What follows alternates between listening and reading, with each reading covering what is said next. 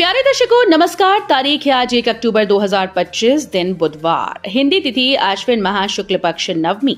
आइए नजर डालते हैं हमारे प्यारे राज्य उत्तराखंड की तमाम बड़ी खबरों पर। वीडियो शुरू करने से पहले कमेंट बॉक्स में जय हिंद लिखकर हमें सपोर्ट करें। तो चलिए शुरू करते हैं। चौकी में बवाल पर बोले सीएम धामी, प्रदेश में धार्मिक अराजकता बर्दाश्त नहीं, सख्त कार्रवाई होगी।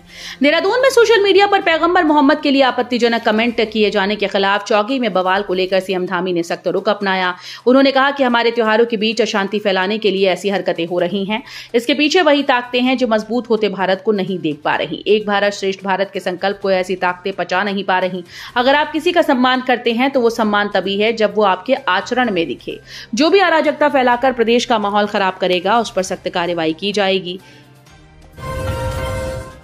प्रदेश में आईसीयू सेवाओं की गुणवत्ता के लिए बनेगी एसओपी, रखरखाव व आपूर्ति के लिए तय होगी जवाबदेही। प्रदेश के सरकारी व निजी अस्पतालों में आईसीयू में गुणवत्ता सेवाओं के लिए पहली बार मानक प्रचालन प्रक्रिया बनाई जाएगी। इसके लिए स्वास्थ्य विभाग ने कवायद शुरू कर दी। एसओपी में आईसीयू में आधुनिक चिकित्सा उपकरणों के रखरखाव व आपूर्ति के लिए जवाबदेही तय की जाएगी। एसओपी बनाने के लिए सचिव स्वास्थ्य डॉक्टर आर राजेश कुमार की अध्यक्षता में विशेषज्ञ चिकित्सकों की पहली बैठक हो चुकी है, जिसमें विशेषज्ञों में आईसीयू सेवाओं की गुणवत्ता में सुधार के लिए महत्वपूर्ण सुझाव दिए हैं। नकल कानून की साख पर आई तो मुख्यमंत्री धामी पीछे नहीं हटे, सीबीआई जांच का कठोर फैसला लिया। पेपर लीक प्रकरणों के बाद राज्य के इतिहास में पहली बार किसी सरकार ने इसे रोकने के लिए सबसे सख्त कानून बनाया था। यह कानून मुख्यमंत्री पुष्कर सिंह धामी के ऐतिहासिक कदमों में से एक है। खुद सीएम से लेकर भाजपा उत्तराखंड प्रतियोगी परीक्षा अध्यादेश 2023 को निष्पक्ष पारदर्शी भर्ती परीक्षा कराने के साथ ही नकल माफिया पर शिकंजे के लिए बड़ी उपलब्धि मान रहे थे। सरकार का मानना है कि सख्त नकल रोधी कानून के लिए 100 से अधिक नकल माफिया को जेल भेजा गया।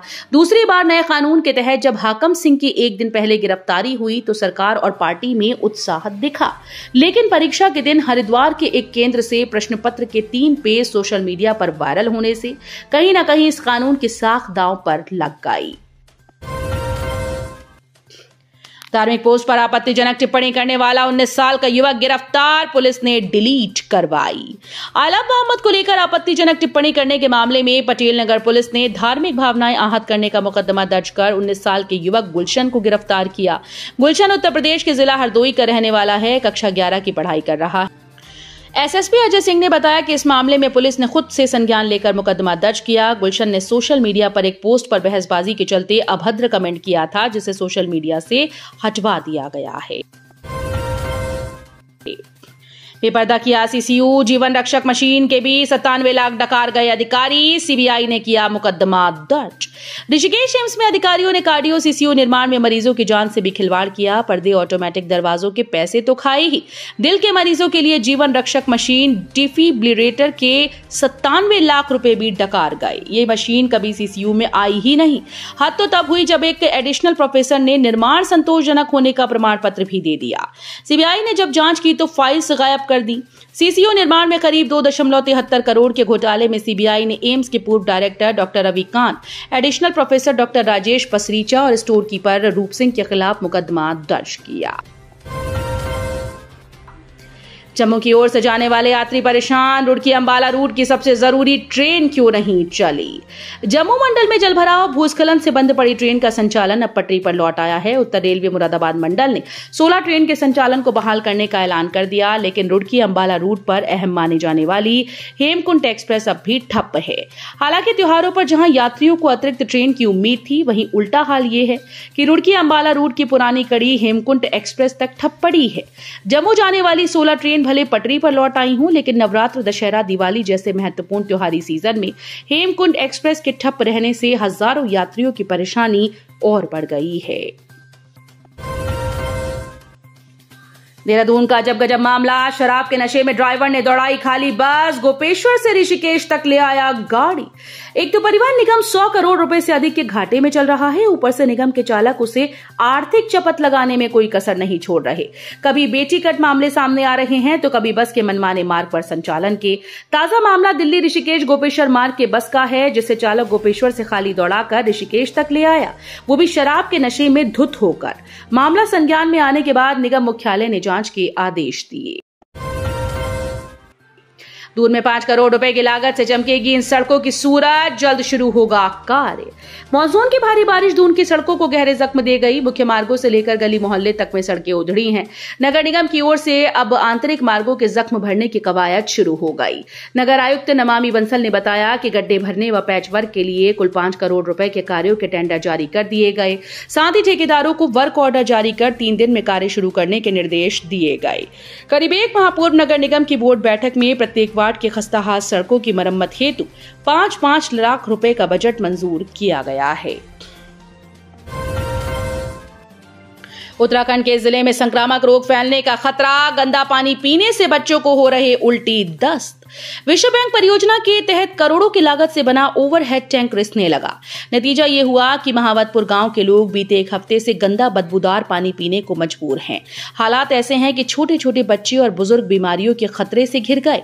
ग्राम पंचायत भंगेड़ी महावतपुर में 2022 में विश्व बैंक परियोजना से करीब 10 करोड़ से ज्यादा की लागत से ओवरहेड टैंक का निर्माण कराया गया था। ग्रामीणों को उम्मीद थी कि अब उन्हें साफ और बेहतर पानी मिलेगा, लेकिन ऐसा नहीं हुआ। ओवरहेड टैंक में लीकेज होने से पिछले 1 सप्ताह से लोगों तक गंदा और दुर्गंध युक्त पानी पहुंच रहा है। मजबूर होकर ग्रामीण अन्य स्रोतों से पीने के पानी की व्यवस्था कर रहे हैं।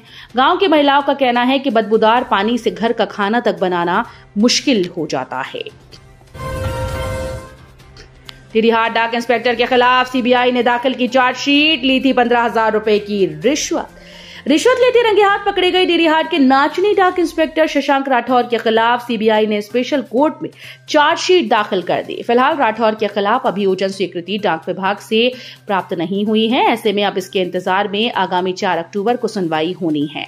गौरतलब है कि इस मामले में नाचनी निवासी सुरेश चंद ने सीबीआई को शिकायत की थी। उसकी ममता म्यूजिक एंड इलेक्ट्रॉनिक्स नाम से दुकान है।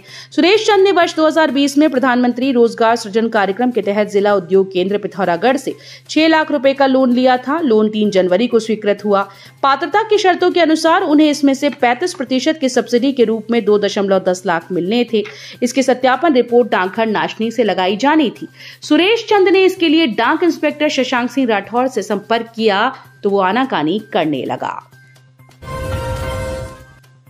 हेली टिकट के नाम पर 2 लाख की ऑनलाइन ठगी, पुलिस ने 4 युवकों को किया गिरफ्तार। कोतवाली पुलिस ने हेली टिकट के नाम पर ठगी के आरोप में 4 युवकों को गिरफ्तार किया है। आरोपियों ने ऑनलाइन भुगतान के नाम पर पीड़ित से करीब 2 लाख की ठगी की है। गुजरात के सूरत निवासी सूर्य प्रकाश मिश्रा ने थाना गुप्तकाशी में बीती 7 जुलाई को यह शिकायत दर्ज कराई थी। LUCC मामले में जल्द शुरू होगी सीबीआई की जांच, हाईकोर्ट के आदेश के बाद जरूरी प्रक्रियाएं शुरू। LUCC चिटफंड घोटाले में सीबीआई जल्द जांच शुरू करेगी। इसके लिए सीबीआई के स्थानीय कार्यालय में हाईकोर्ट के आदेश के बाद जरूरी प्रक्रियाएं शुरू हो गई। जल्द ही सीबीआई पुलिस ने अब तक की जांच का ब्यौरा और दस्तावेज मांगने के लिए पत्राचार करेगी। बता दें कि गत 16 दिसंबर को हाईकोर्ट ने इस मामले में सीबीआई को जांच के लिए आदेश दिए थे। 11 साल के मासूम को कुत्ते ने बेरहमी से नोचा, स्कूल जाने के दौरान हुआ हादसा। उत्तराखंड के नैनीताल से दिल दहला देने वाली घटना सामने आई, जहां 11 साल के बच्चे को छात्र को कुत्ते ने नोचा। सुबह स्कूल जाने के दौरान यह हादसा हुआ। मिली जानकारी के अनुसार यह घटना हल्द्वानी के पनिया बोरा रोसिल में हुई, जहां पर 11 साल के बच्चे को एक पालतू कुत्ते ने काट लिया। घटना में बच्चा गंभीर रूप से घायल हुआ। अचानक कुत्ते के हमले से बच्चा घबरा कर नीचे गिर गया। इस बीच कुत्ते ने उसे बेरहमी से काट डाला। बच्चे की चीख पुकार सुनकर आसपास के लोग इकट्ठा हुए। परिजन मौके पर पहुंचे। उन्होंने बमुश्किल कुत्ते को भगाया। आनन फानन में मासूम को बेस अस्पताल ले जाया गया, जहां उसका इलाज कराया जा रहा है। तो ये थी उत्तराखंड की बड़ी खबरें। हम मिलेंगे अगले बुलेटिन में, तब तक के लिए धन्यवाद।